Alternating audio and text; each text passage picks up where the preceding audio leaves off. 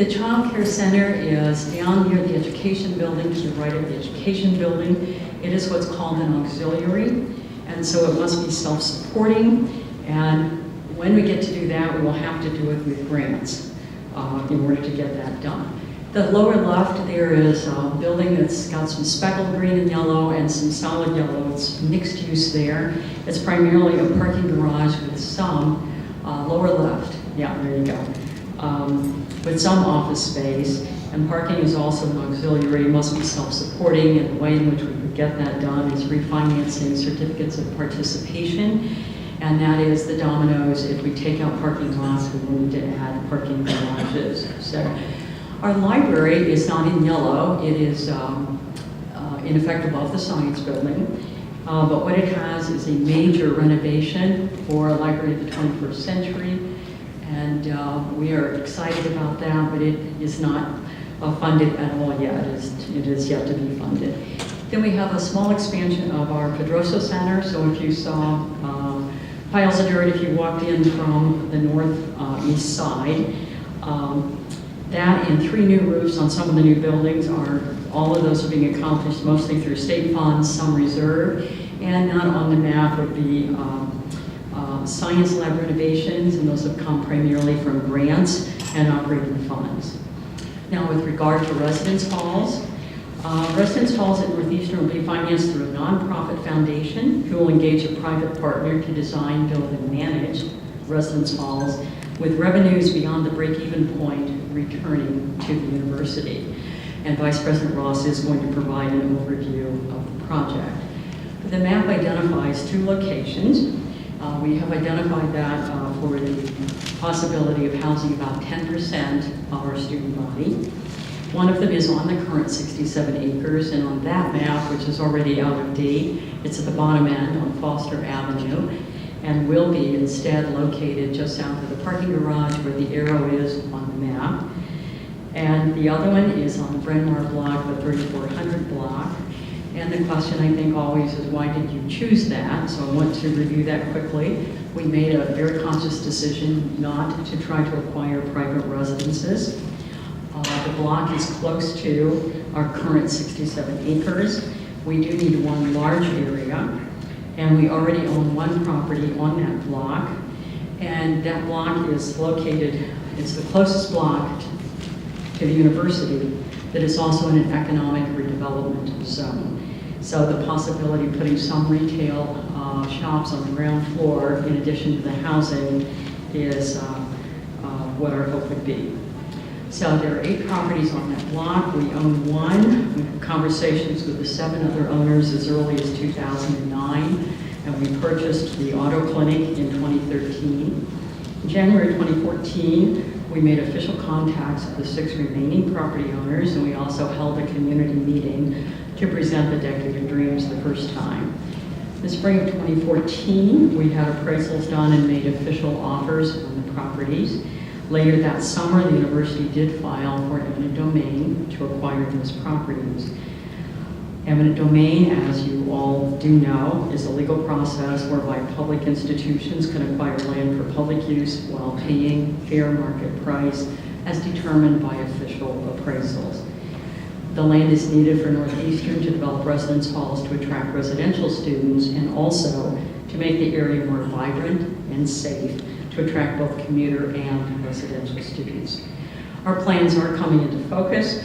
The decision to do the first hall on the current 67 acres has been made, and the location has been changed as Mike had put on the map.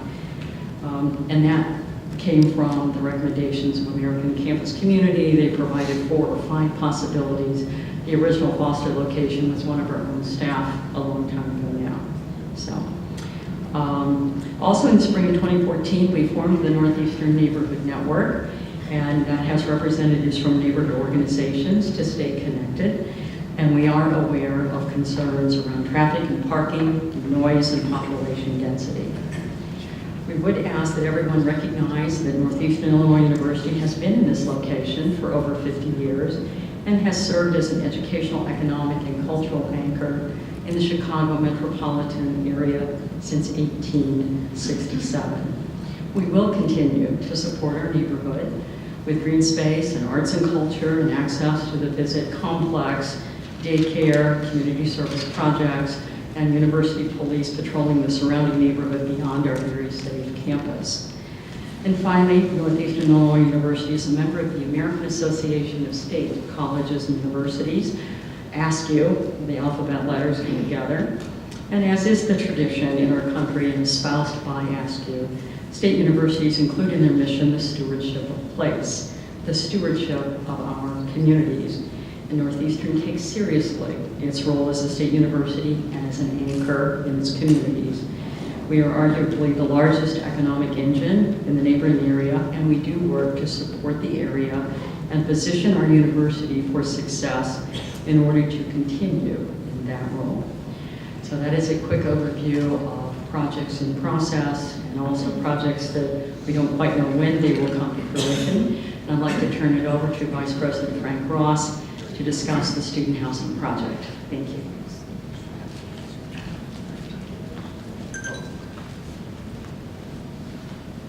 Good evening. It's good to see such a large crowd this evening for the conversation. Thank you for coming.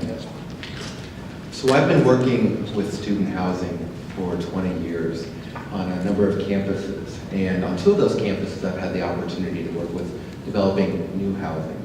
And one of the questions that I get from many people on those campuses is why? Why are you building student housing? Why is the university doing this? So I want to give you 3 reasons why we build student housing. The first reason is for recruitment. And across the country, student housing is identified as an increasingly important factor in recruiting new students. For many years, our university's own admissions staff tell us that they've spoken with many students that would be interested in coming to study at Northeastern, but choose not to come here because we don't have on-campus housing facilities, and they choose to go somewhere else.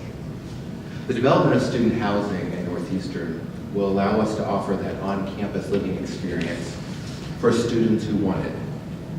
And as our enrollment numbers have been slightly declining over time, the addition of student housing is an important and strategic decision that will have a positive impact on the university's ability to recruit students. The second reason that universities often build student housing is to support student success. Living on campus in a student-focused housing can ease a student's adjustment to college, improve study habits, and enhance their general well-being. Student housing integrates learning with social development by providing students the opportunity to form a sense of community with the institution. Students who live on campus tend to participate more in campus activities, take advantage of campus academic resources, and are more involved in leadership experiences at the institution.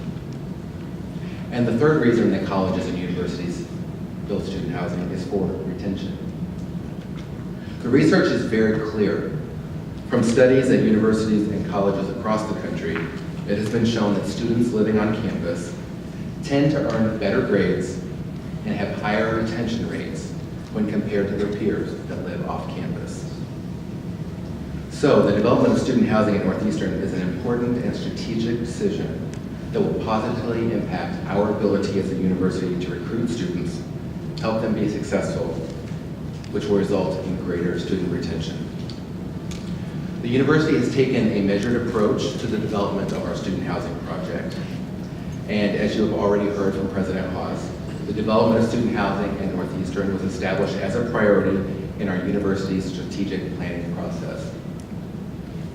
From there, it was important that we ensure that there was adequate demand for on-campus housing from our own students. The university worked with an external research firm who conducted a student housing feasibility study. This student housing feasibility study provided a complete analysis of the rental market for Northeastern students and also included a comprehensive survey of current Northeastern students as well as individuals that applied for admission to the university but did not matriculate. Based on the analysis of the market area and survey responses from Northeastern students and an analysis of similar university campuses across the nation, the external research firm determined that there was very strong support for the development of student housing at Northeastern. As Dr. Haas has already discussed, Northeastern made the decision to enter into a public-private partnership for the development of our student housing. After a competitive process, American Campus Communities, or ACC, was selected as our partner for the design, development, and management of our student housing. ACC has established itself as the nation's largest developer, owner, and manager of high-quality student housing communities. They have successfully developed nearly 100 student housing communities, totaling more than 62,000 beds on colleges and universities across the country.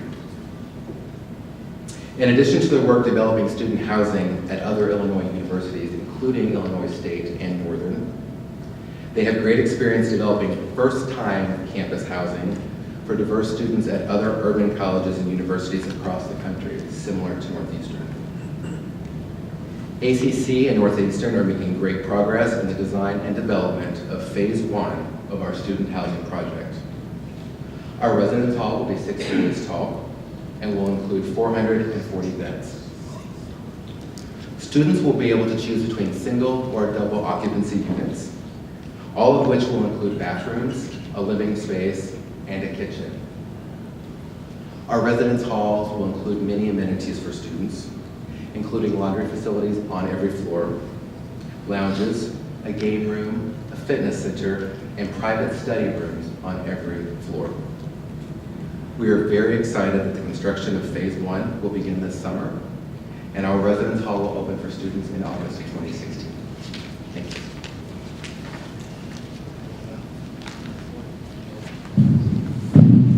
Thank you, Dr. Ross. The next portion of tonight's event is the public comments portion. A couple of notes before we start. Like Carmen had mentioned, we're happy to report that all of those who had initially requested to participate in the public comment section, all of those requests have been granted. Secondly, public comments will be limited to 2 minutes per person in order to accommodate all of the speakers and also to be respectful of everyone's time so that we end and we conclude this event in a timely manner. And that during the 2 minutes, we will be providing speakers a 30-second heads up before the 2 minutes is over. And we ask that all speakers, if you can, please use the microphone in the middle of the room, and using the microphone ensures that we capture the audio again for the recorded, for the recording that we will be making available after the meeting. So with that, can I leave it up to you, Carmen, to introduce our speakers?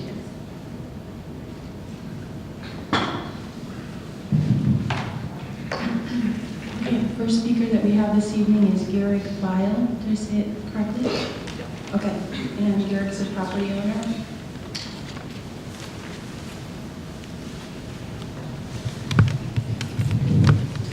Good evening. In 1978, San Francisco City Councilman Harvey Milk delivered a message on hope that is still relevant today. He said, "I can't forget the looks on faces of people who've lost hope. Be they gay, be they seniors, be they blacks looking for an almost impossible job, be they Latinos trying to explain their problems and aspirations in a tongue that's foreign to them. I personally will never forget that people are more important than buildings." Those words ring true here on Bryn Mawr, don't they, Sharon? You've put buildings and money ahead of people, their lives, their livelihood, their dreams. So today I'm asking you to stop short. You already own all the properties west of my parents' property on Bryn Mawr. I'm asking you right now, are you willing to stop short? This isn't the board meeting, you don't have board rules, you can respond. Unfortunately, this isn't an opportunity for the panel to respond. We're going to reserve that for the question and answer portion. Right.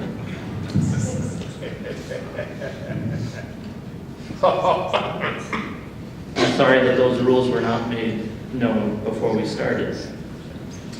The dark cloud of eminent domain hangs over this whole community, not just the 3400 block of Bryn Mawr. will you today, during the question and answer period, commit to a 100-year moratorium on the use of eminent domain by Northeastern Illinois University? And since your words have rung hollow for those of us on Bryn Mawr, no, I have more time because I was interrupted by a rules clarification. I actually deducted the No, okay. So, will you commit verbally tonight, and will you direct General Counsel Melissa Reardon Henry to issue a letter of commitment to every property owner in this community to state that you will not pursue eminent domain against their properties for a period of 100 years? Those of you in the community who support me and support all the owners and who are standing opposed to eminent domain, please stand up.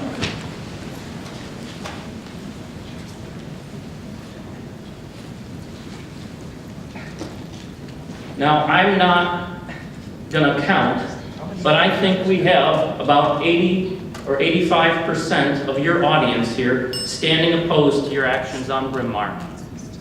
These people, not just me, want a commitment from you. No eminent domain. No eminent domain! No eminent domain! No eminent domain! No eminent domain! No eminent domain! No. The next speaker is on the list is Bryant Jackson Green.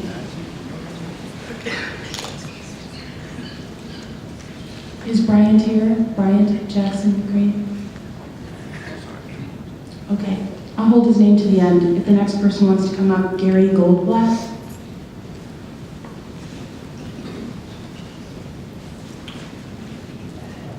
Good evening. May I ask if there are any other rules that are going to be imposed on speakers that have not been announced so far? I'll take that as a no. If you make any more up as we go along, just let me know if you would, or let us know. It would be very helpful. My name is Gary Goldblatt. I am an attorney and a community member who has attended or been involved with Northeastern for over 25 years. I served many years in student government, including president. I am here to thank the NEIU president and administration for initiating and persisting in their condemnation efforts. It so clearly shows, beyond any shadow of a doubt, that Northeastern no longer serves any useful purpose for this community and the people of Illinois, and it must be shut down. Northeastern's mission is to provide low-cost education to Illinois residents. Tuition has doubled and tripled, while administrators' salaries double and triple. Raises are paid every year. Many administrators, including the president, get paid more than the governor. And we're not talking about the governor's $1 salary, the governor's official salary.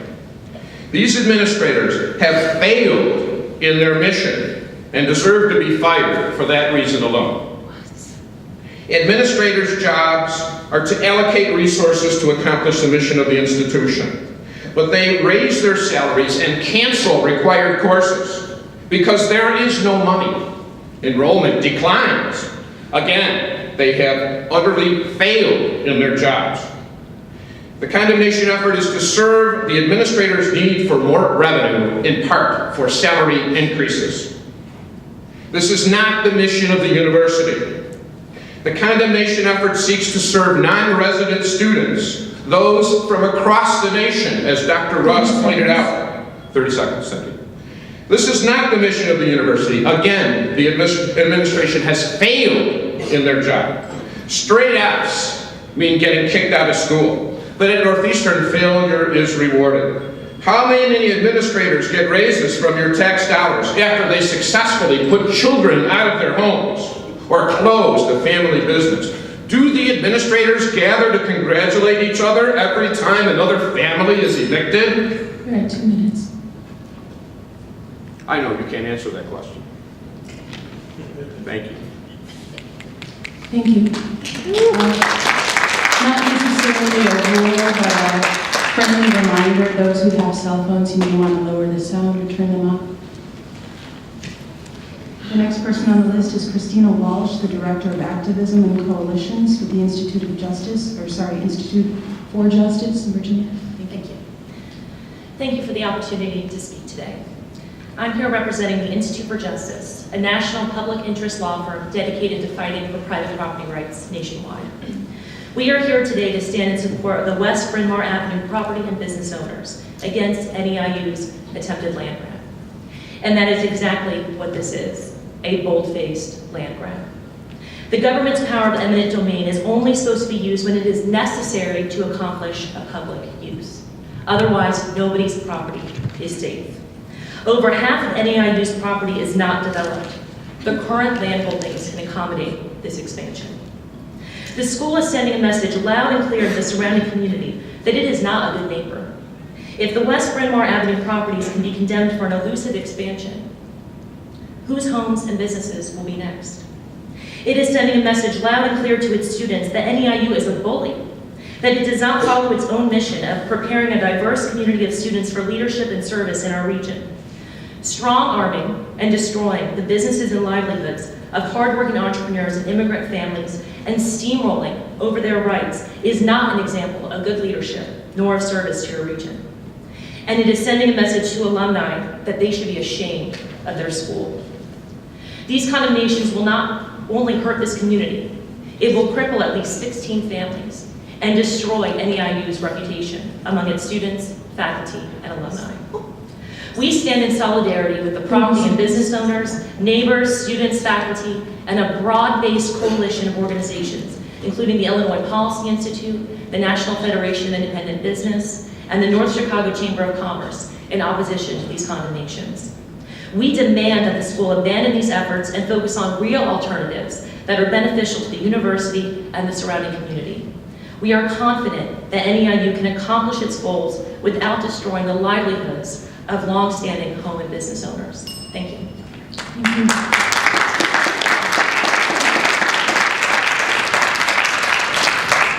Our next speaker is Robert Murphy.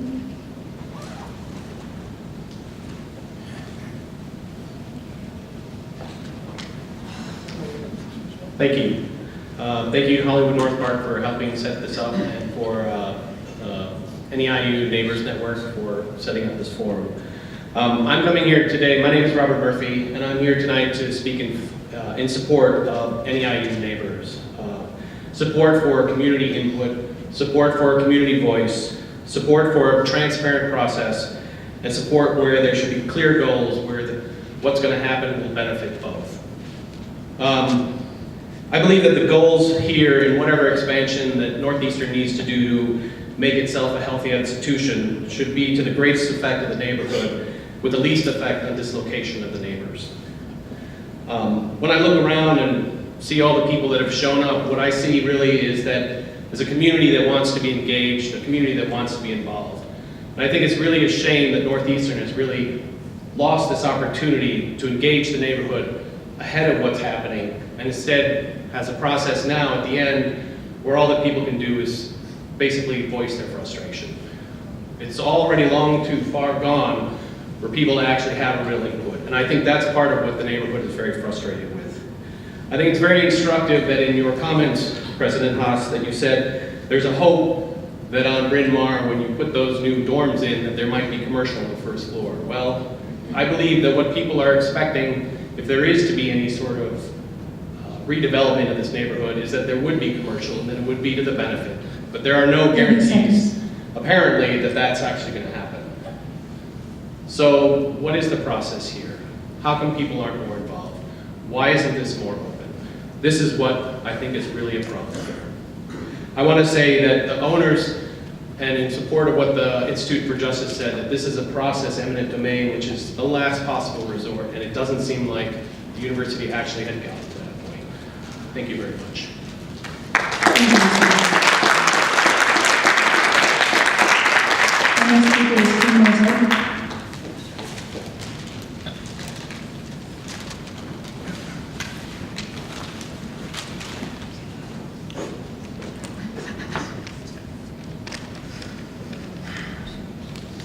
This was a great place. I wish I were here to tell you about all the wonderful things I've experienced here over the past 40 years. This is the community where I grew up, went to school, played outside till the street lights came up. Here at NEIU is where I learned how to skateboard, play tennis, enjoyed great events, but I only have 2 minutes, so I have to focus on something ugly. This community helped shape my dreams and aspirations. It provided the foundation for me to raise my family with a sense of security for the future. That has been shattered, and a community is forever changed due to your casual use of power, the power to exercise eminent domain. In the years since the last community meeting, residents, faculty, and students have appealed to the trustees on countless occasions to drop the lawsuit. Students and faculty don't support eminent domain, the community doesn't support it. Yet the university continues with the lawsuit. The university maintains they don't have space for dorms, yet you announce plans change and the first dorm now will be on campus. There's also been talk that even a third one could be built and you wouldn't require additional land for that. So was it necessary to seize private citizens' property? FOIA requests have been filed, including conceptual designs and project schedules. They've all been denied. Where is the transparency? How is the community to feel confidence and trust when the university is not willing to share any plans? Eminent domain is legal, but in this case, it is not right. Many things have been legal at one time or another. Slavery, segregation, discrimination, prohibiting women from voting, to name a few. These practices were wrong and immoral, but not illegal. We cannot always look to the law to uphold morality. Society upholds morality. The wording of laws, public use, private development, creates loopholes. Morality does not have loopholes. Laws have to be established. Morality only has to be recognized. I ask that the trustees of Northeastern recognize morality. 2 minutes. I will conclude. Recognize that using the law to seize property for dorms is not right. Recognize the pleas of faculty, students, and community. Instead of destroying community, build it and let this be a great place again. Thank you. Thank you.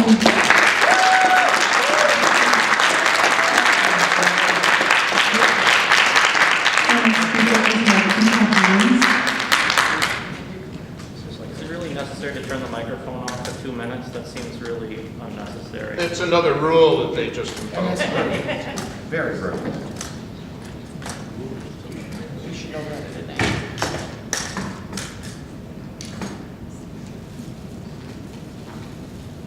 Ms. Hines, can you hold a moment? Can you hold for a moment? Yes. If the person holding the volume for the mics could give me a moment to ring the bell twice before we cut the mic, that'd be great. Thank you. Okay, ready when you are. Thank you, NEIU, for tonight's forum, and thank you, Hollywood North Park Community Association, for your coordinating role as well. You know, with the unrest in Baltimore right now and tragic lives lost in Nepal, I've been thinking a lot about what I can just do as one person to help, to make some small changes or big changes, to be part of solutions. And I saw this quote I'd like to share from Dr. Martin Luther King Jr. Life's most persistent and urgent question is, what are you doing for others? So I'm thinking about that for myself, and I'm also thinking about it, directing it to NEIU, to President Haas. I live on Bernard Street, just right back here between Catalpa and Bryn Mawr. If I had a good arm, I could, throw a baseball onto the campus. I'm not a ball player, though. I'm a runner, though. Well, not lately. And I've run around this campus a lot, and I love it. It's beautiful. I like the neighborhood. I run through the neighborhood, North Park. My husband and I are part of this neighborhood. NEIU is part of this neighborhood. We're all part of this community. And I don't know all of my neighbors, but I know some, and for 19 years, I've been happy to have good neighbors. Lately, NEIU, and this hurts me to say, you're not a good neighbor. To use eminent domain to disrupt this community means you are not looking out for us, not looking out for our best interests, not listening, dare I say not caring, not a good neighbor. 30 seconds. You want to use eminent domain to kick out established businesses, not blighted. Build dorms on Bryn Mawr. I like the businesses we have here. I go to the hair salon, Hunan Walk, the breakfast club, the stores. What kind of impact will we all experience, all of us here, all of us neighbors, when they're kicked out? President Haas, dare I say, I just don't think you care. You're not impacted. The board of trustees, 6 of them, I know they're not here, don't even live in Chicago. They're not impacted. But we are. It's 2 minutes. NEIU is a neighbor, also a leader, and as a leader, Benjamin Disraeli said, I must follow the people. Am I not their leader? Be a good neighbor, be a good leader. Stop eminent domain.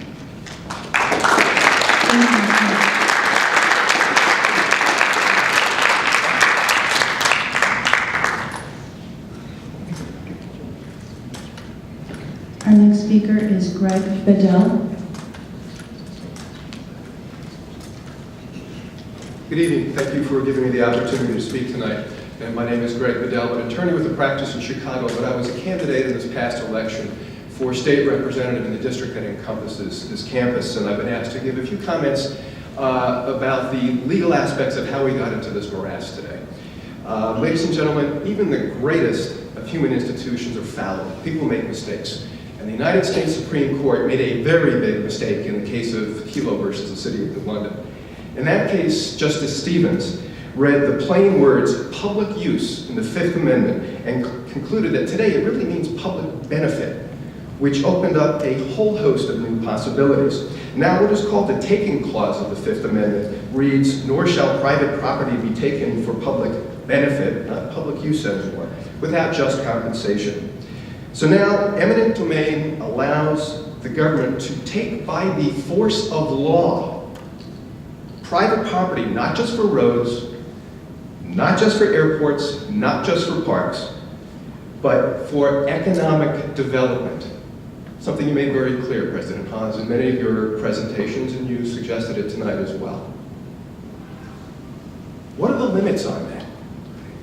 You told us what the limits are, President. Your dreams and the dreams of the trustees of this university, of what they want to see. They are limitless, and that is terrifying to the people of this neighborhood. You think you are a benefit. Yes, you have been. But you are creating an emotion that is severely affecting this community. Not only that, you're affecting land prices. There's one other item I want to focus on, and one other aspect that is particularly troubling here. None of the people that are responsible for the decision by NEIU to engage in eminent domain are politically accountable. None of you are elected. None of you will have to speak to the voters of this community for your decisions. That is not the way our constitutional protections are supposed to work.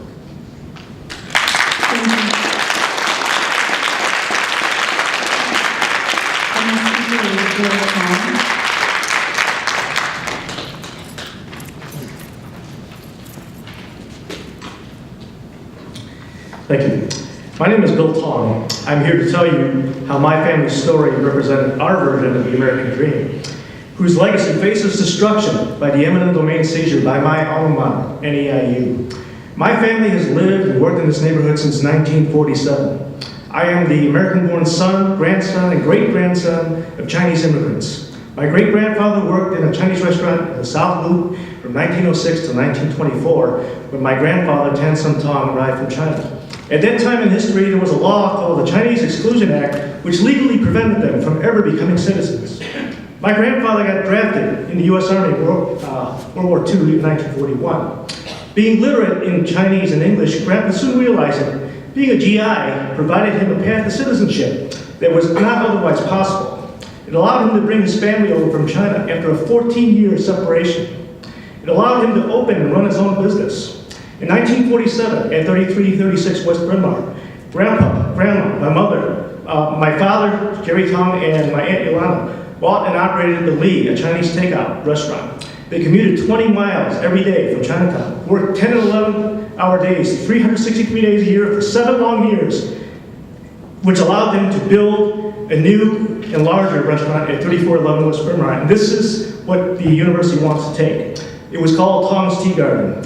My father had just gotten back from serving the U.S. Army in Korea to staff the restaurant. By living in the second-floor apartment above the restaurant, my family avoided the problem of housing discrimination and the long commute. In 1970, my family spent a fortune remodeling and adding a dining room to Tong's Tea Garden. My younger sisters and I grew up working there. In 1984, my dad retired early, rented out the restaurant, and that provided him the bulk of his retirement income. If our property is seized by eminent domain to be destroyed by the wrecking ball, the tradition that a Chinese son must preserve his father's accomplishments for future generations will also be destroyed. You're at 2 minutes. This eminent domain action is un-American and must be stopped. Thank you.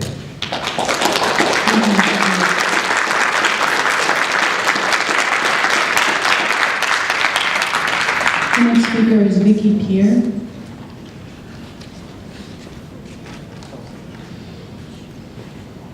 Hi, my name is Vicki Pierre, and I'm a student here at NEIU. I just want to make it clear before I start that I'm speaking primarily tonight to the residents and the community members, not so much the NEIU administration. Unfortunately, time and time again, they've made it very clear that they have little to no value for student concerns.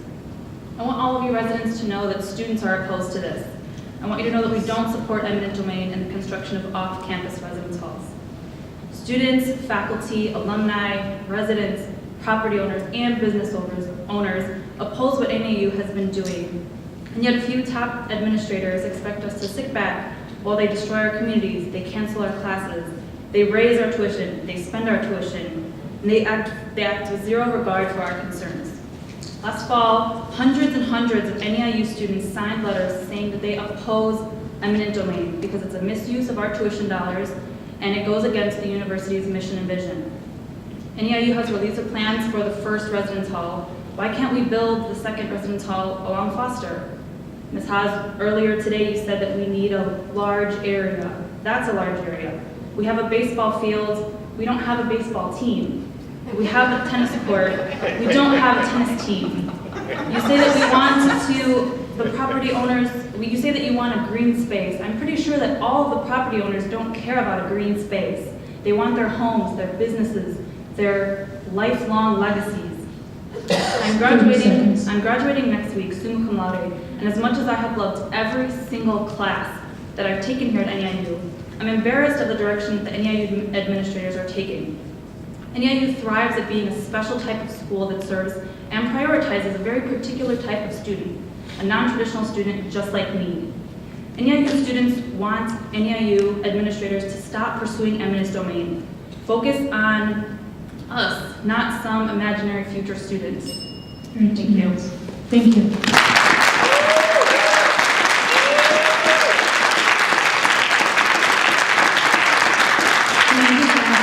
Could Bryant Jackson Green make it into the room? Bryant Jackson Green? Okay, that completes the speakers for this evening. Thank you so much. The next portion of tonight's event is question and answers. I want to thank all of those here tonight who have pre-submitted questions. We have quite a long list, and we want to get through all of them before 8:30 makes its way here, so we'll just get started. Carmen and I will take turns asking these questions of tonight's panelists, and the first question, again, that was pre-submitted, has to do with expansion plans. And the question is, in your opinion, through the process of this expansion project, has Northeastern done its due diligence in notifying the community and soliciting community feedback? If so, what were the steps that were adequate? And if not, where was the shortfall?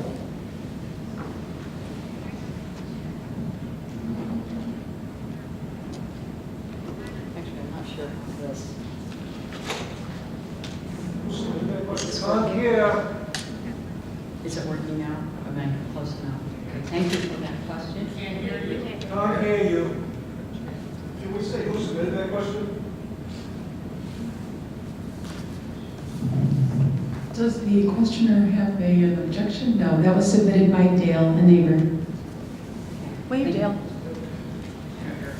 Can you hear me now, ladies and gentlemen? Yes. Okay. I do think that I'm going to describe the steps that we've taken, and I think that you'll need to be the judge of whether those are adequate in terms of notification and opportunity for feedback, because I think people would have different views of that.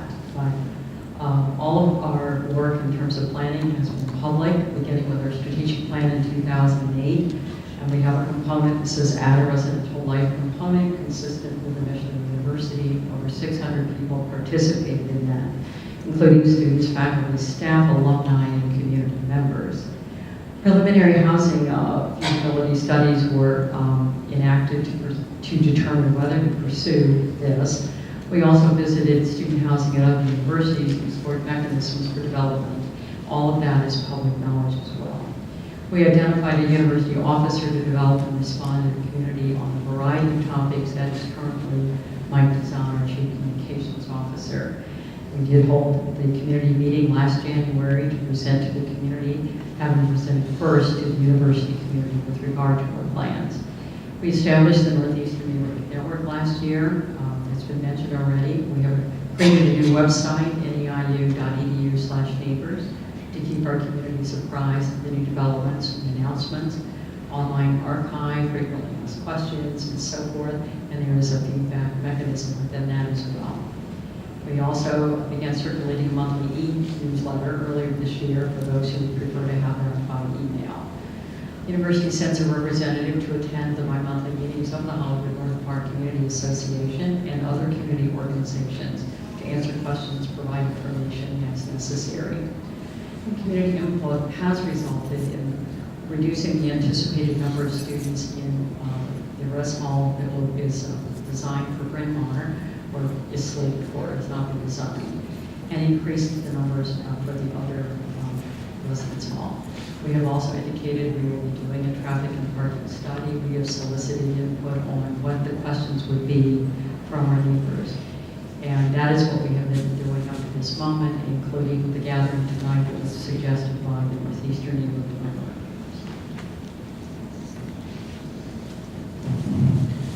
The next question comes to us from Marcos Feldman. He's a Northeastern Illinois University professor, and the question is, did the NEIU administration conduct strategic planning with the inclusion of a representative sample of faculty and students in order to develop its student housing plans? If so, when did the meetings take place, and where are the records of the meetings? I will also answer that question. I promise I'm not going to be answering all of them. They have been divided among the panel, but that one also came to me. Yes, of course, strategic planning included faculty and students as well as others, as I mentioned. We can't really hear it very well. I'm sorry, it's not. Is this working better? Yeah, much better. All right, try that instead.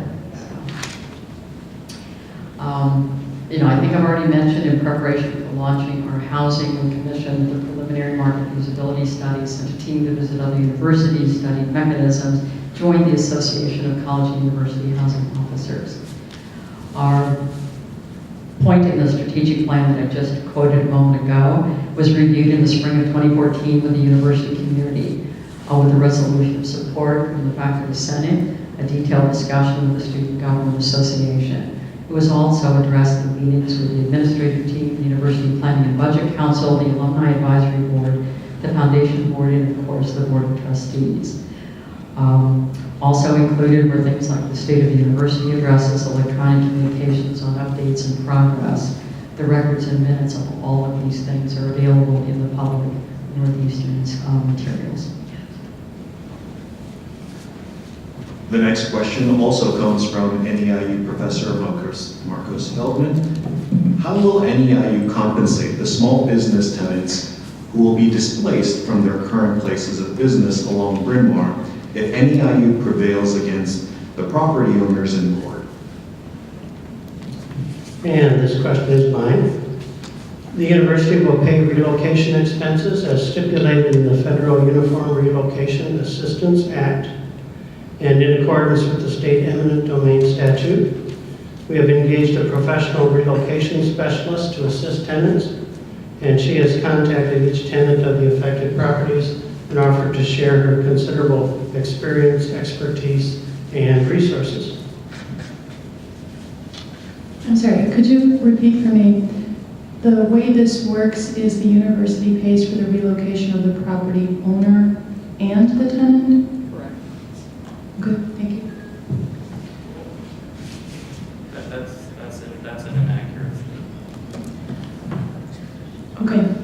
If we get through all of these questions in a timely way, there's also going to be a little bit of extra time at the end for open mic. So if you're keeping notes like I am, maybe we can circle back to some of these to clarify. Okay. The next question, and in fact several more in a series here, come from Professor Feldman. What evidence or justification does NEIU President Haas have for claiming that the small businesses along Bryn Mawr between Bernard and Kimball are decaying and in need of redevelopment? Thank you for that question. I want to correct the record. It is not on Bryn Mawr between Bernard and Kimball. I've always described this as between Bernard and Kedzie. Regardless, between Bernard and Kimball, the property that is now the Breakfast Club, which I am pleased that it is thriving, but it's been vacant for many, many years.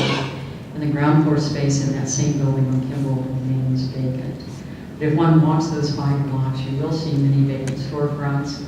We have had in our College of Business and Management class project about economic redevelopment along there, but we don't have to take the word of any of those folks. The City of Chicago has declared all of those blocks part of an economic redevelopment zone. The next question, Professor Feldman asks, why is it not considered a conflict of interest that NEIU President Haas receives a taxpayer-funded housing allowance for the home she owns 4 blocks away from the area that she will be using eminent domain to seize and redevelop, which will ultimately help boost her own property's value?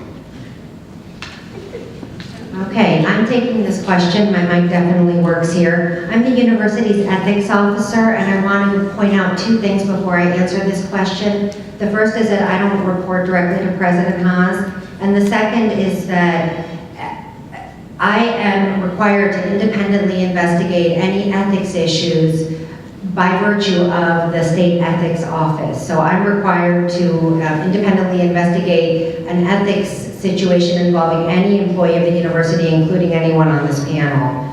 Okay, the short answer for Dr. Feldman is that there is no conflict of interest here, and let me walk through why that is.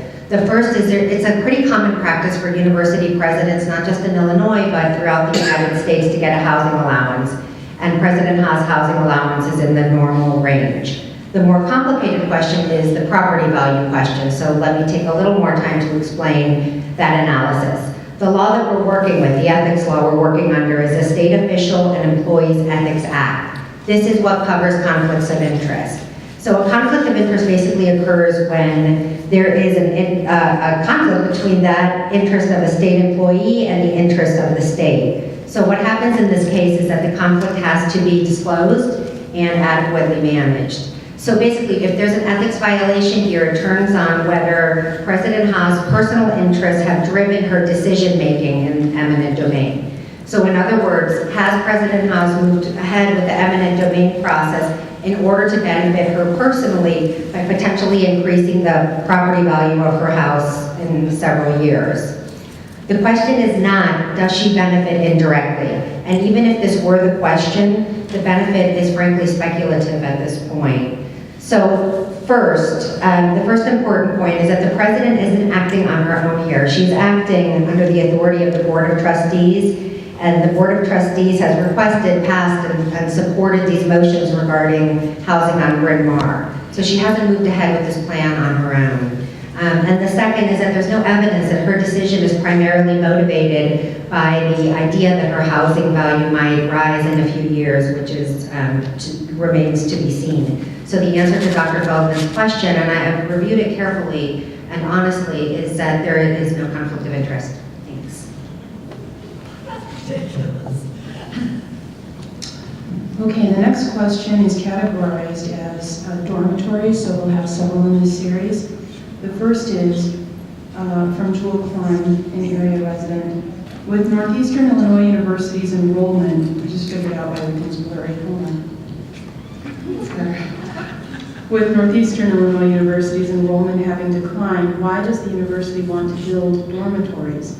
What is the motivation for student housing, and what evidence does the university have that student housing is needed?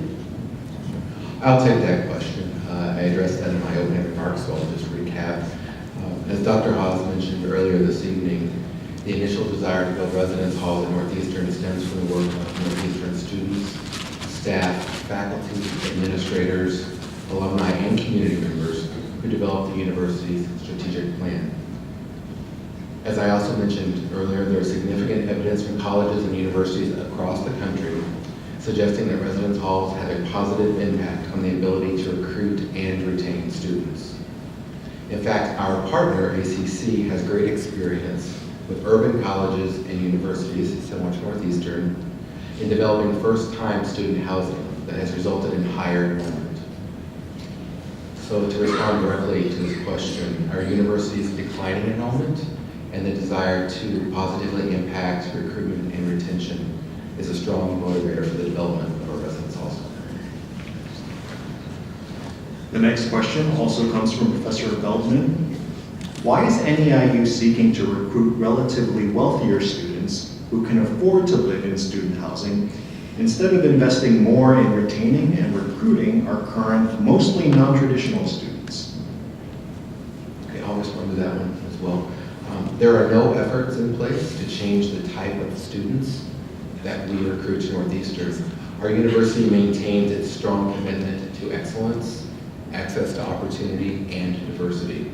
That will not change. Our goal is to provide a high-quality, affordable housing option for Northeastern students right on campus near their classes and other resources. And students who live in the residence hall can use their financial aid directly to pay for their monthly rent. As has been mentioned several times this evening, student housing provides a college or university tremendous potential to recruit and retain students. And so by developing student housing, we are investing in our students.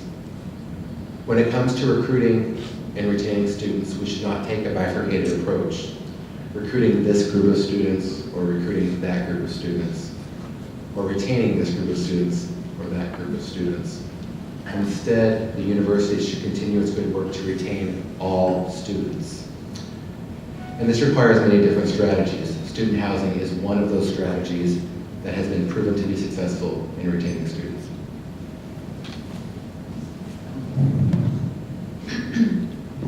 Okay, this one's a long one, so stay with me. Why did NEIU change their mind to now build their first dormitory on the existing campus prior to the dormitories at the contentious off-campus Bryn Mawr location? And why has this new on-campus location departed from the master plan and changed its location to a parking lot on the west edge of the campus rather than on the on-campus location along Foster Avenue? Are the Foster Avenue dorms still in the plan? And if both on-campus dorm locations are now planned, resulting in more on-campus dorm rooms over the original plan, why does NEIU not spare our community and drop its expensive and extremely hostile eminent domain actions taken against our Bryn Mawr neighbors? The question is submitted by Brian Sweeney.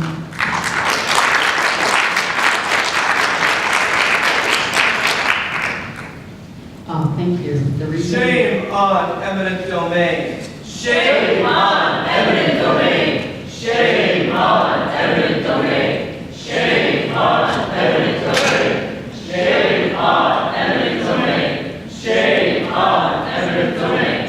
Shame on eminent domain. Shame on Sheriff Hall. Shame on Sheriff. Shame on Sheriff. Would you like me to repeat the question? I think that we can move on because the answer will provide the context. Thank you. The reason we are doing the phase one on the current 67 acres is really a practical matter. We wish to begin this process and have student housing, and the property acquisition is underway but is not complete. We did change the location on the current 67 acres from the Foster location to south of the parking garage. In consultation with ACC, they presented several options, and that one was actually a better option than the Foster that we had chosen earlier with our own staff. We will not be doing Foster Avenue. I think people don't recognize, for example, that part of the green space is our academic programming for physical education major. We must preserve certain amounts of playing fields and other things like that. So if you don't mind, I'm going to ask you a follow-up to that. I think there's a little bit of frustration around the idea that one of the original presentations to us on this project was that in order to recruit and retain students and to kind of regain popularity among the college-going crowd, you needed presence on the major avenues, and that was one of the primary reasons for locating a dormitory on Foster Avenue.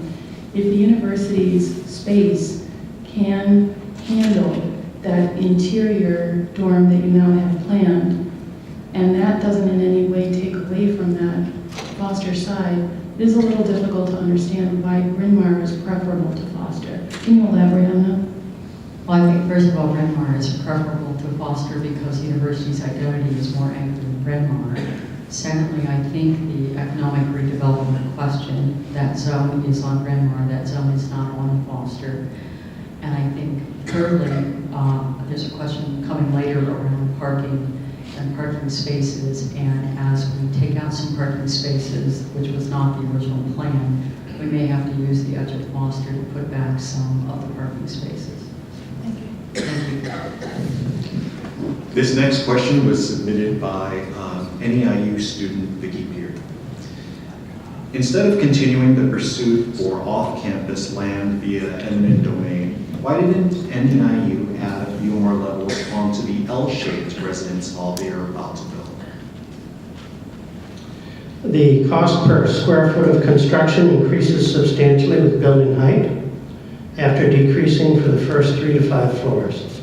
This is due to the increased structural cost needed to support upper floor weight and to resist wind stress, and also the increased cost of construction due to greater materials transport height from the ground, requiring larger cranes and transport mechanisms. Our developer, American Campus Communities, recommended 440 beds in a 6-story configuration as the most cost-effective first phase of residence hall development. Northeastern's long-range plan is to provide residence for about 10% of its student population.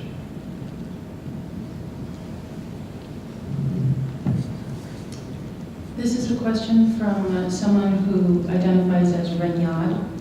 Is there any existing documentation from anyone at American Campus Communities and its representatives that indicates that ACC would be unwilling to proceed with their residential development partnership with NEIU in its present form if NEIU were to abandon its quest to acquire the Bryn Mawr properties and instead choose to locate both phases of residential development within NEIU's current footprint? Thank you for that question. The short answer is no. The existing partnership that the university has with ACC is for the design, development, and management of phase 1 of student housing, which, as you know, will be located on the existing campus.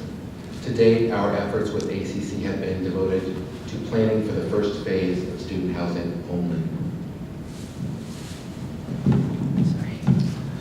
We now go to a group of questions that relate to traffic and parking. The first one was submitted by Jane Friedman, resident of North Park. Bryn Mawr is already very congested in the morning and afternoon. If the NEIU road between Foster and Bryn Mawr will be closed during construction, it's likely there may be additional traffic along Bryn Mawr. Is a traffic study being commissioned, and will it be finished before construction begins? How will residents be notified of the results? And I'm the lucky person who gets most of the parking questions. The access road along the west edge of the campus between Bryn Mawr and Foster Avenues will remain open during the construction process. Northeastern will be conducting a traffic study prior to the construction of the Phase 2 residence site, as residents will be notified of the results via University Media Communications and community meetings. Okay, I'm looking at the clock and looking at the number of questions we have, so I'm going to move a little faster. Hope Mike does too, and then we all good. What are NEIU's plans for expansion of the daycare center 5 years out? How does the university plan on alleviating the traffic congestion it creates? And Joel Klein is the person asking the question. Thank you. Plans to double our daycare capacity to 200 children from 100 are based on the demand from students, faculty, staff, and community. Traffic congestion will need to be addressed in our traffic study. The preliminary concept we have is a pull-off remember that this one will need grant funds to be able to be built. What was your last sentence? We will need grant funds in order to build this. This does not have any funding identified at this point. The next question comes from L. Bowler, a North Park resident. With no new parking options and 400 plus student dorm rooms, not including the new dorms being proposed on Bryn Mawr, where are the 400 plus new cars going to park? What about parking for existing commuter students and existing parking lots being torn down to build the dorm? As a 25 plus year resident on St. Louis Avenue, I should not have to pay for permit parking to be able to park on the street in front of my house.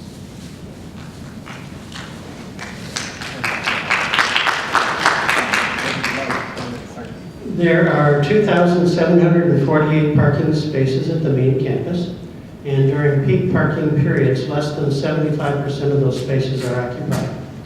Now, many of the residence hall occupants are expected to be international students and out-of-state students who will not have vehicles. About 253 spaces will be lost for the Phase 1 residence hall, and we have engaged a parking consultant to review possible locations for replacement parking.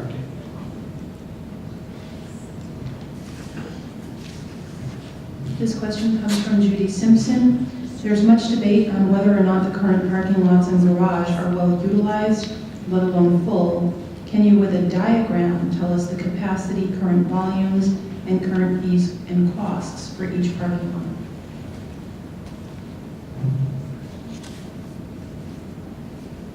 lot? There's a parking map presented here. It's also available on our website.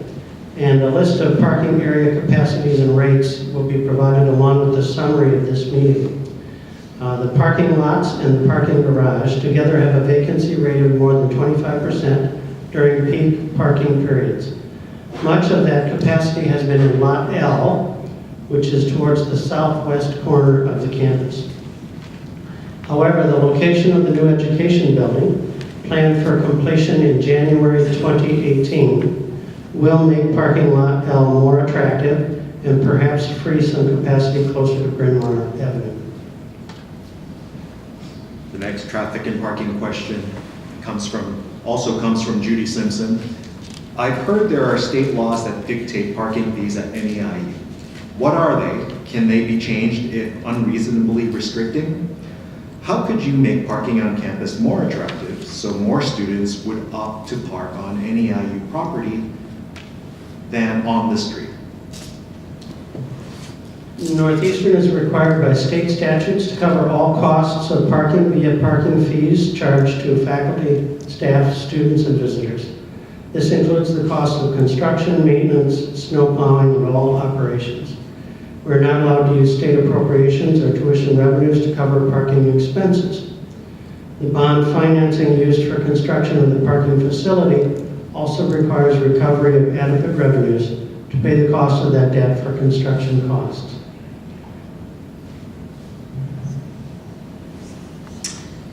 The next question is, I hear Northeastern Illinois University snowplows streets adjacent to campus, including St. Louis and Bryn Mawr, where there is free street parking and no resident permit parking. Will Northeastern commit to clear snow also along the west side of Central Park, where NEIU students and faculty also park? If Northeastern plowed at night, more cars could park during the day, alleviating some of the congestion issues. Northeastern does plow the access road along the west edge of the campus because that road is owned and maintained by Northeastern. It's not a city street. We do plow other streets. We do not plow other streets adjacent to the campus because those streets are owned by and maintained by the city of Chicago. Judy Simpson also submitted the next question. She says, first, I appreciate the NEIU security force. They patrol the neighborhood, listen to all CPD calls, and are usually the first responders to problems in the North Park neighborhood. But I've heard they are not allowed to issue tickets for parking. What would need to change to make that happen? Can the CPD delegate this responsibility to NEIU police? Would it need a city law change? Thank you for the question. University police are sworn law enforcement officers from the state, therefore we enforce state laws. We are not authorized to enforce city laws or city ordinances. In order for us to do that, the city comptroller would need to appoint us as agents of the city. Okay, we're moving on to safety. There's one question in this category, and the question is from Vicki Peer. We know that sexual assault is a major problem in colleges and universities nationwide. We also know that dorms and residential facilities are notoriously dangerous for young women college students. What specific measures does the university plan to take to ensure student safety? Okay, I really want to thank Ms. Peer for this question and for the opportunity to answer it. I'm answering wearing my other hat as the university's Title IX coordinator and as a person who wrote the university's sexual assault policy. She's right, campus sex assaults are an epidemic in the United States. And I can tell you at Northeastern, student safety is absolutely paramount. It's paramount for us as a university, and we have an excellent police department that makes sure that our students and our employees are safe. We are required by law to keep federal law to keep statistics online, and anyone can get on our website on the police link and look at our crime statistics. And you'll see that not only are we very low crime, but we have no sex assaults reported on this campus or any of our other locations. Having said that, it is a well-known fact that residence halls are a place where students are often not safe from sex assault, and it's not just women. Men are also victims, and they notoriously underreport. So it's women underreport for good reason, and men underreport as well. So it's really more than an epidemic. We're incredibly committed to keeping our students safe now, and when we have residence halls, we're committed not just to the tail end of it, to having good policies and to the punishment side of things. We're really deeply committed to the preventive side of it, to making sure that we have a strong policy and that our students know what sexual misconduct means, what consent means. There are so many offices that I work with in the university. This is my office, it's a Title IX office, but everyone is a part of, from student affairs to the police, to our resource centers, to our orientation leaders, in getting involved in educating our students and making sure that we are fighting and preventing any sex assault. So the last thing I'll do is give you a concrete example of exactly what we're doing, because it's one thing to say, we're opposed to it, we're against it, we never want it to happen here, but let me tell you exactly what we're doing in general and with respect to the residence halls. So one, all new students are required to do a training program on prevention and awareness of sex assault. That includes bystander intervention, which means basically we want our students to have each other's backs. We have programming and events, and I know some of you, I recognize your faces, you come to some of these programming and events throughout the year for sex assault and domestic violence. The police runs a really great SAFE training, that's self-defense awareness and familiarization exchange. We of course have our strong policy on sexual assault and sexual violence. Now, when the residence halls are in place, every student who is in one of those residence halls is going to get sex harassment and sex assault prevention and awareness training, and every staff member who's involved in these halls will get that training as well. So I can tell you sexual violence is not welcome here, and we will do everything we can. I'm going to turn it over to Chief Lyon to tell you about the spectacular job he does. Thank you, and thank you for this question. As Natalie said, we are very committed to safety and security on campus. As she alluded to, you can look at our crime statistics on our website. We are required to keep those as an institution of higher learning. We also are proud of our Nolan Levitt survey, and basically what that is a perception survey from our students to see how they perceive certain things here at the university. And one of those is safety. And I'm proud to say that it's the institutional strength for our university in terms of safety and security. So I'll speak just a minute about the residence halls and with respect to safety and security. The residence halls already have planned a multitude of security technologies that are going to go in the residence hall to make sure that our students are safe in the residence hall. We are also going to deploy a community-oriented policing approach to our residence hall. This is not the first time that I've been involved in residence halls. I've been at two other higher education institutions, one the second largest in the country. So I'm very familiar with the challenges that come along with residence halls on campus. So we are prepared to make sure that our students are safe and residents also. There appears to be one more question left. And this is a multi-part one. You saved the most complicated one for last, Carmen. This one was submitted by Judy Simpson as well. One of the reasons I moved close to NEIU was to take advantage of the arts and educational opportunities within walking distance. Can you develop a community resource, perhaps on the NEIU Neighborhood Network page, that lists free or discounted opportunities for North Park residents? I've heard there are the following benefits. Are there more? First one she asks about, and I'll ask them individually and give you an opportunity to answer. Are there community discounts for plays and concerts? Great, thank you. This is a great question, and I can actually touch on the individual questions. It might be more expedient for our time. Yes, most of the events hosted at the university are free and open to the public, and we encourage the university community and the external community to join us for these events.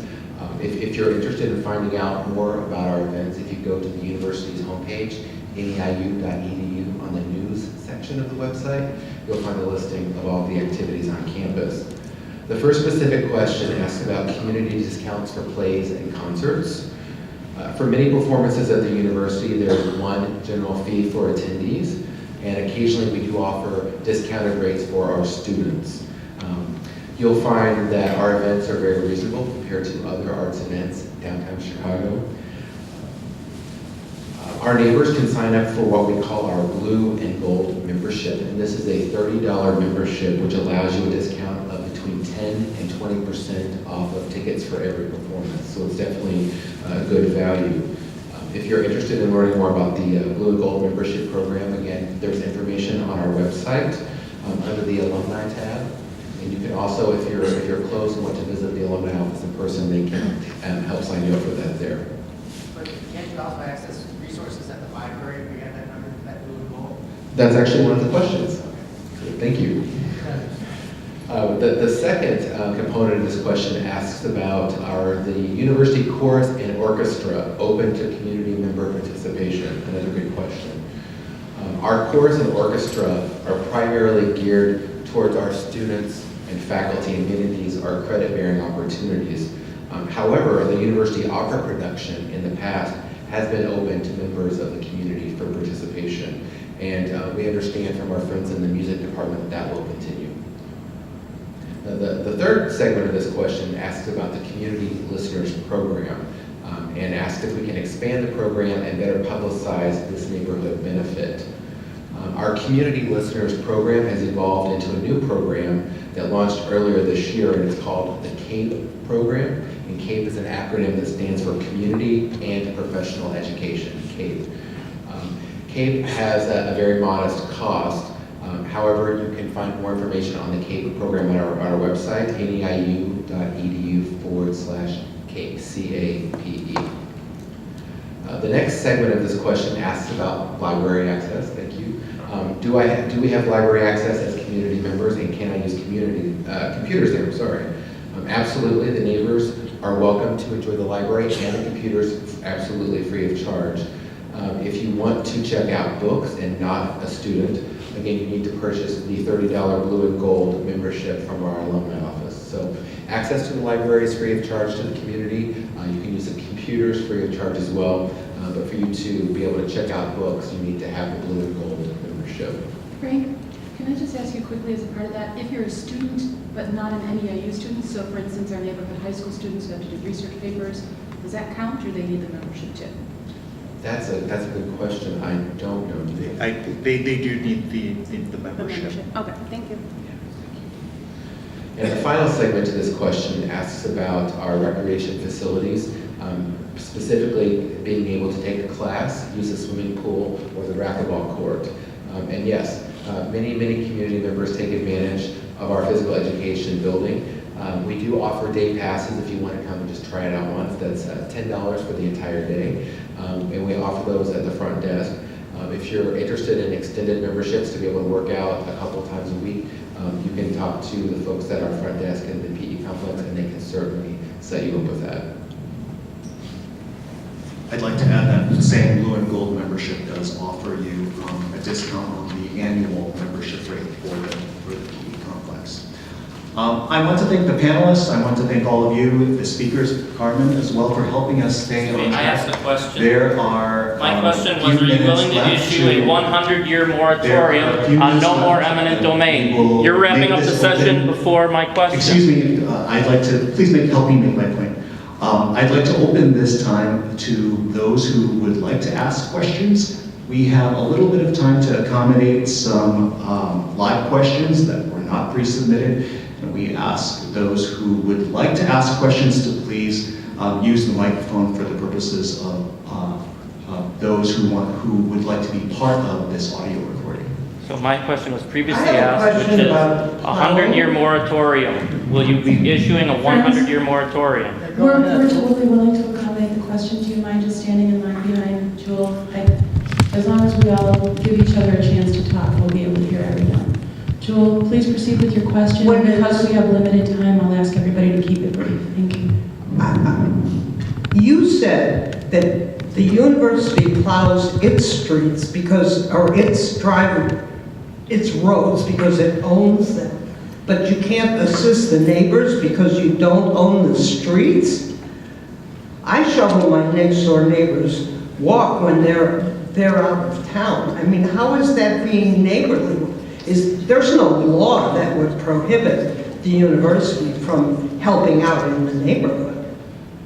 We hire a contractor to plow the drives on campus. And last winter, not this current winter because I don't have the tally for that, but in the winter of 2013, 2014, that cost us upwards of $200,000.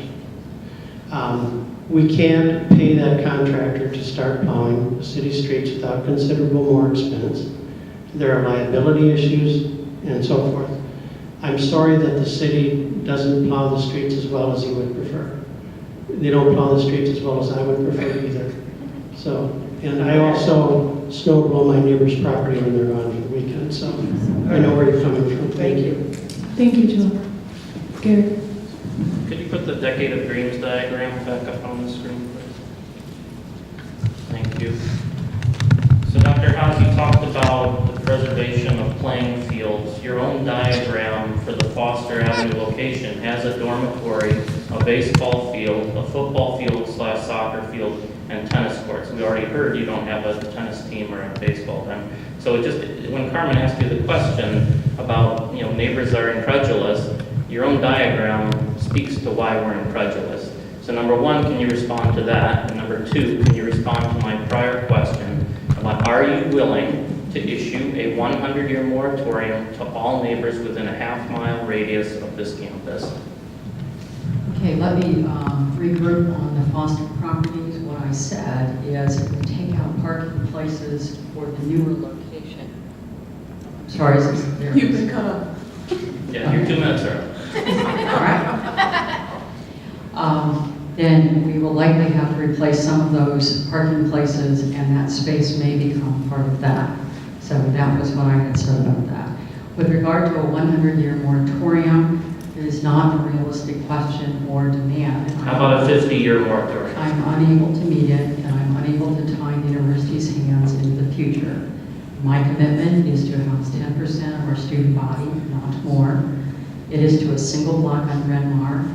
I appreciate your respect that that is property that your father owns or your parents own. And I've made a commitment to providing some retail space in that. It sounded like I was backpedaling on that this evening. I am not. It is not designed and planned as of this point. And my commitment to my university is also in support of future students. And that is all that I'm able to do. So you cannot offer this community any assurances that your expansion with use of eminent domain is over at 3400 West Bryn Mawr? I've already said that that is true. I will not be doing a moratorium or legal contract. Will you put it in writing, a letter to every neighbor within a half-mile radius that we will not use eminent domain against their property? Here's why I'm asking the question. Anybody who wants to sell a home within a half mile of this university people shopping for homes in this area know about your use of eminent domain. And it has scared the hell out of potential home buyers in this area. So if I were someone who owned a home in this area and I had a letter from the university that guaranteed that there was no additional use of eminent domain for a set period of time, I'd sure as heck feel a lot better than having it all based on speculation where buyers are running scared.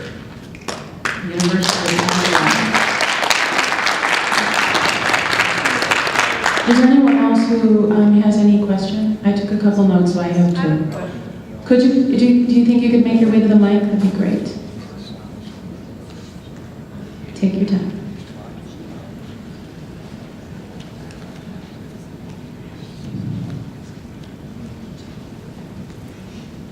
I'm Marilyn Abbott. I can understand why the university wants to establish student housing. However, I don't go along with forcing people to give up their homes and to be dug up in their homes and forced to relocate. What I think would be better is for the university to acquire neighborhood property through attrition. If people want to sell and move out of this community, and the agreements with the university to give up their home, I think that's okay. But for people to be forced against their will to move out, there are families here with young children, there are elderly people here, people that have lived here a long time. It doesn't seem right to me and the way I was raised as an American citizen in this country. I think forcing people to give up their homes is against the principle of democracy. I think it's entirely wrong to enforce eminent domain. I think it is a very greedy move for the university to want to uproot families, senior citizens in this community. So, in summary, if the university is bent on acquiring property in this community for student housing, why can't they do it by attrition? If the neighbors want to sell their property and move, and they're offered more than a fair market value for their property, I would think that was all right. But for people to be forced against their will, I don't think that's right. Thank you.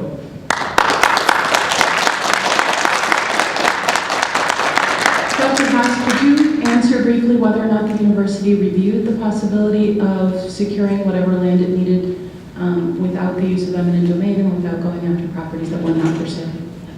Well, I think the idea of trying to buy people's homes one at a time by attrition, let's just say across St. Louis Avenue, as an example. We made a conscious decision not to do that. There have been homes for sale, and we have not pursued those. I also think that if we were waiting on attrition, it will be decades before that might happen. But putting all those things aside, we have selected an economic redevelopment zone for our location. Thank you. I'm gonna cheat here and just ask one question, even though we're over time, and I think it might be correct. I think one of the answers to one of the questions along the way was that there's the expectation that primarily the students who will be using student housing are expected to be foreign nationals and out-of-state students, and that was an answer to, what are you going to do with all the extra cars? And the answer was, well, most of the kids, the students coming won't have cars. My question is, at some point earlier in the conversation, you said you'd conducted studies of students who had applied to Northeastern and not attended, and I guess other students. And I'm wondering, were the students that you surveyed foreign students and out-of-state students? Actually, I'd love to answer that because I think VP Ross and his enthusiasm focused on the out-of-state and the international, and we are delighted to have them as part of our global university. But the focus for the feasibility study was current students at Northeastern. And so that includes all of our non-traditional students. It includes our commuting students who commute a very long distance and so forth. So the survey was much more Northeastern's students. Thank you. Dale, you're going to be our last question. Make it a quick one. Okay. I got in on this in the middle and I started seeing signs in the yards. I thought, what's going on? And I realized that there was points of view at extremes in the conversation, very strong opinions about what was going on. So my question is, knowing what's happened and where we are now, if we could do this all over again, if you could do it all over again, is there anything that you think should have been done differently? You know, I don't think there is a simple answer to that because our informal conversations with property owners much earlier were informal and reasonably positive. It is not appropriate to quote those conversations at this point. And I'm not trying to represent that all of the property owners were interested in selling the property. But once it became kind of an angry event, we actually did go to eminent domain until that occurred first. It wasn't the other way around. So I guess if we were starting again, we would hope somehow that the informal would translate to the project we were hoping to embark on without going down the domain. Here's the truth. My family asked for a meeting with President Haas. We were granted it. She didn't show up. In her place was the general counsel for Northeastern, their outside counsel, and their communications director. You're a disgrace. That is all the time that we have this evening. I want to thank everyone for coming. I want to thank all of those of you who participated as speakers and also submitted questions. Like I said earlier today, we will be providing a recap for the benefit of those who were unable. You can expect to see those sometime next week. Thank you. Good night.